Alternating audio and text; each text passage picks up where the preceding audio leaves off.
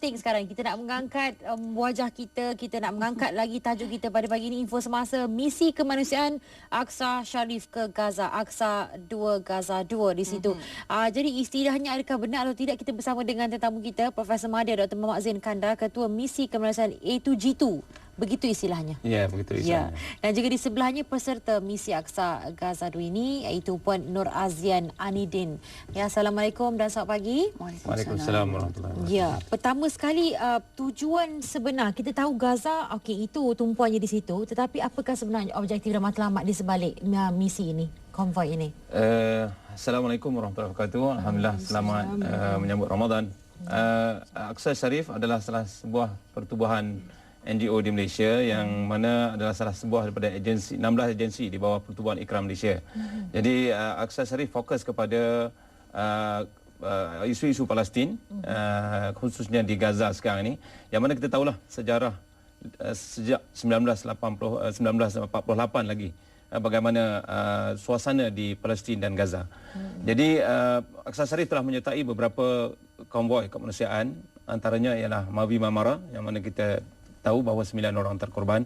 Dan selepas itu pada tahun lepas saya sendiri mengetuai konvoi Aqsa to Gaza yang pertama, jalan darat bersama dengan Viva Palestina UK. Dan pengalaman kami di Gaza telah mendedahkan kepada kami sendiri dengan suasana di sana yang sangat menyedihkan sebagainya. Dan NGO di Gaza telah membentangkan kepada kami 35 proposal apakah bentuk pertolongan yang seharusnya kita berikan.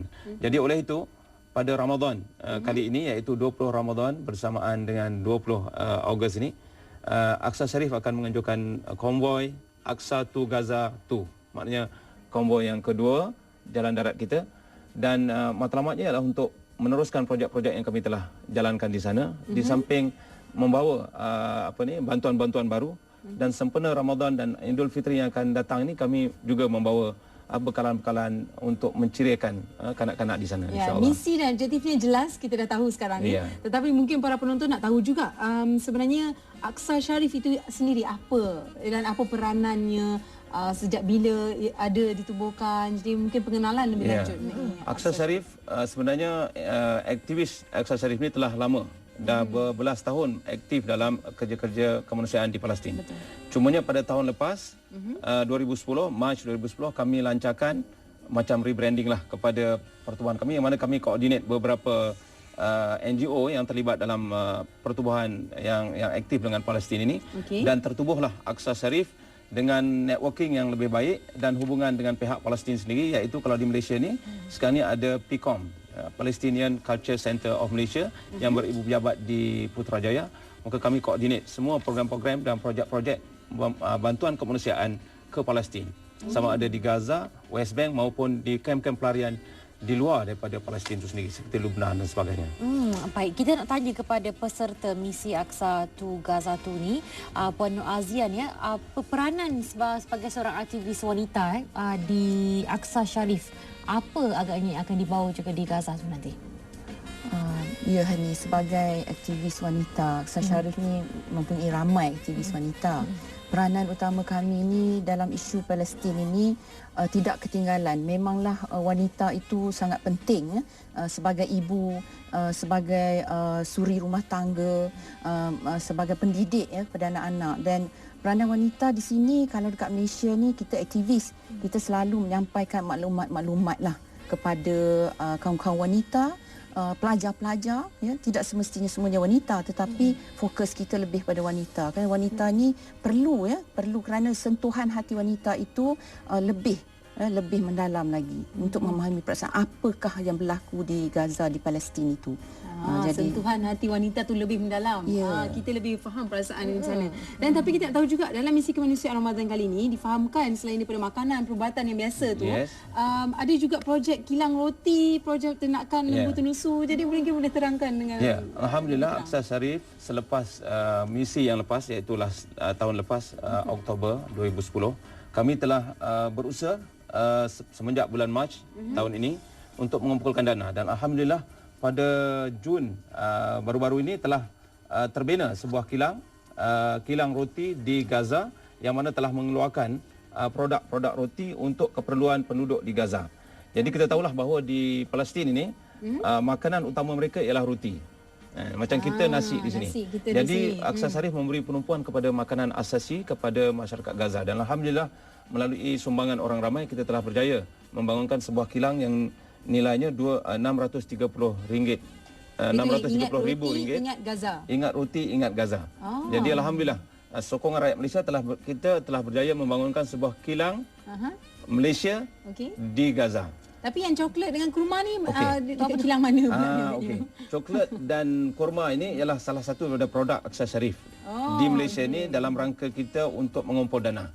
Jadi ada 2 jenis coklat dan juga kurma ini sempena bulan Ramadan ini memang kita edarkan dan jual melalui, kita ada lebih kurang 69 cawangan daerah-daerah di seluruh Malaysia yang bekerjasama mengumpul dana dan sebagainya. Jadi sebenarnya orang ramai boleh mendapat produk ini daripada pengurus-pengurus negeri dan juga cawangan-cawangan di daerah-daerah. Jadi keuntungan daripada ini kita bawa, kita kumpulkan, dan inilah projek-projek. Kita sebenarnya mempunyai 6 projek yang sedang berjalan, dan untuk misi kita Ramadan ini kita membawa lebih kurang 12 projek ke Gaza, dan yang paling penting sempena bulan Ramadan ni ialah jamuan berbuka puasa untuk pelarian di kem-kem tahanan di Gaza itu sendiri. Jadi kita akan melalui sokongan rakyat Malaysia dengan bantuan keuangan yang ada, kita akan bawa dan kita akan organize berbuka puasa di sana. Okey, baik. Dan kalau disebutkan sini mana dan projek bantuan kemanusiaan ini ada diberi fokus pada makanan, perubatan, pendidikan dan juga sosioekonominya. Ada 12 projek dan salah satunya telah pun disebutkan tadi projek kilang roti, projek ternakan lembu, dan juga tajaan untuk anak yatim dan keluarga miskin. Aqsa Sharif semenjak tahun lepas telah mempunyai hubungan dengan organisasi di Palestin, dan kita alhamdulillah telah mendapat tajaan 700 anak yatim, yang mana sebulan perbelanjaan untuk seorang anak yatim ialah RM170 untuk sekolah, makan dan sebagainya. Sebenarnya di Palestin ini terdapat lebih kurang 3,400 yang kita kenal pasti anak yatim, dan kita baru saja mendapat sponsorship daripada rakyat Malaysia. Jadi semua rakyat Malaysia sebenarnya boleh menaja seorang anak yatim, dan penaja akan memperolehi biodata. Dia ni duduk di mana, anak siapa dan sebagainya. Dan kebanyakan anak-anak yatim ini adalah di kalangan syuhada, sama ada dibunuh oleh Israel ataupun meninggal dunia dan sebagainya. Jadi mereka-mereka ini memang perlu kepada bantuan dan juga sokongan dari kita. Kita tahulah semenjak 2006 blockage ataupun sekatan ekonomi terhadap Gaza dan juga serangan oleh Israel pada 2008-2009, ramai yang terkorban.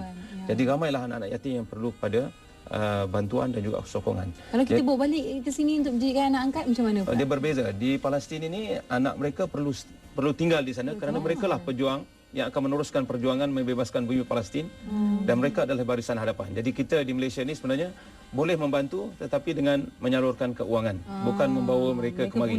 Mereka perlu duduk di sana dan membesar di sana untuk meneruskan perjuangan mewakili seluruh umat Islam ataupun kemanusiaan di besar hati mereka, semangat mereka cintakan negara. Kalaulah kita rakyat Malaysia begitu, rasanya kita tak adalah demonstrasi jalanan yang haram ya. Okey, Puan, saya nak tahu juga ya. Puan pertama kali menyertai atau dah banyak kali, dan macam boleh ceritakan antara pengalaman di sana, dan saya nak tahu juga bagaimana kaum wanita di sana sendiri, kehidupan mereka seharian mereka, apa aktiviti mereka?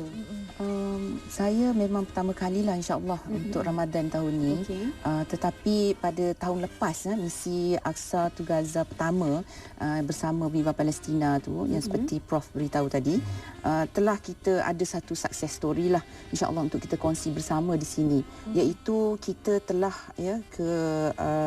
ke Bait Lahia, iaitu sebuah penempatan yang terletak di utara Gaza, berdekatan sangat dengan sempadan Israel yang selalu diserang oleh tentera rejim Zionis.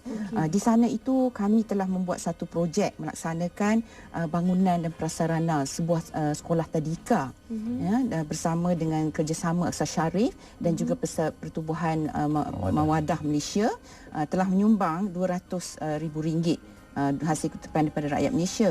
Jadi apa yang akan berlaku di Aqsa 2 Gaza 2 ini, misi seterusnya kami akan menyusul semula. Jadi apa yang telah kita serahkan ini adalah yang fasa pertama.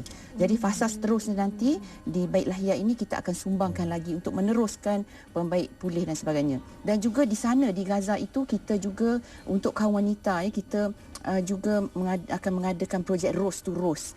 Rose to Rose, women to women, women of Malaysia to women of Gaza. Jadi ini satu penerusan aktiviti pusat komuniti kaum wanita. Jadi kebersamaan kita bukan sahaja dari segi sumbangan tetapi juga daripada sokongan. Pelbagai jenis latihan yang boleh kita laksanakan, transfer of skill contohnya untuk kita kongsi kerana kaum wanita di sana lepasan universitinya ramai. Dan kalau kita lihat kemusnahan dalam peperangan itu membabitkan lebih 20% kaum wanita. Jadi amat penting. Jadi untuk kita membangun mereka semula, kita Aqsa Sharif akan meneruskan usaha-usaha positif ini. Ya, baik. Baik Prof, kalau kita boleh war-warkan kepada para penonton kita satu Malaysia untuk sama-sama membantu untuk projek istimewa untuk bulan Ramadan ini. Kabarnya ada 1,000 beg dan juga sumbangan untuk berbuka puasa di kamp pelarian di Gaza. Macam mana 1,000 beg dengan nilai satu beg RM100 untuk pelajar-pelajar yang akan ke sekolah pada September ini. Jadi Aqsa Sharif telah memutuskan untuk membawa RM100,000 yang mana 1,000 beg akan kita bawa ke sana dengan logo Malaysia dan juga Aqsa Sharif yang mana kita akan edarkan kepada di kawasan kem-kem pelarian di sana. 100 unit ada apa isinya? Isinya ialah beg dan juga satu pasang pakaian sekolah dan juga alat-alat tulis bagi pelajar-pelajar di sana. Dan hal ini kita telah koordinat dengan pihak NGO di Gaza. Mereka akan uruskan dan rakyat Malaysia, sekolah-sekolah ke boleh menaja. Mungkin satu sekolah, satu beg. Mengumpulkan dan masukkanlah apa-apa kenyataan daripada mungkin sekolah di sini ke apa. Kita akan bawa ke sana. Dan kita akan serahkan bagaimana kalau tadi rose to rose, women to women, now pelajar kepada pelajar di sana. So maknanya rakyat Malaysia sebenarnya memberi sokongan padu kepada perjuangan pembebasan Palestin dan menunjukkan sikap keprihatinan rakyat Malaysia yang selama nilai murni daripada Aqsa Sharif sendiri. Mudah-mudahan kita dapat terus membantu mereka di sana, tambah lagi seagama dengan kita. Apa salahnya untuk kita turut membantu dan kepada anda hulurkan bantuan untuk sama-sama kita membantu mereka di bumi Palestin. Ya, kita dah wawarkan juga dari semasa ke semasa bagaimana caranya untuk anda membantu sebenarnya tertera pada ketika ini di kaca TV anda. Boleh catatkan maklumat-maklumat tersebut untuk anda terus membantu dengan segera.